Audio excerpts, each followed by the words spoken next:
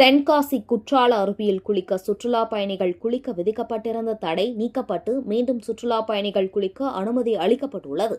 தென்காசி மாவட்டம் மேற்கு தொடர்ச்சி மலை பகுதியின் அடிவார பகுதியில் அமைந்துள்ள குற்றால அருவிகளில் தற்போது 2ஆம் கட்ட சீசனாக ஐயப்ப சீசன் துவங்கியுள்ளது.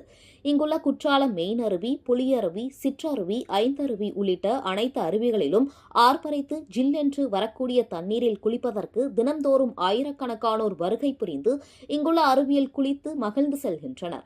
இந்த நிலையில் நேற்று மாலையில் மேற்கு தொடர்ச்சி மலை பகுதிகளில் பெய்த கனமழையால் பிரதான அருவியான குற்றால மெயின் அருவியில் திடீரென காற்றாற்று வெள்ளப்பெருக்கு ஏற்பட்டு வருவதால் சுற்றுலா பயணிகள் பாதுகாப்பு நலன் கருதி அருவியில் குளிப்பதற்கு மாவட்ட நிர்வாகம் சார்பில் தற்காலிகமாக தடை விதித்துள்ளனர்.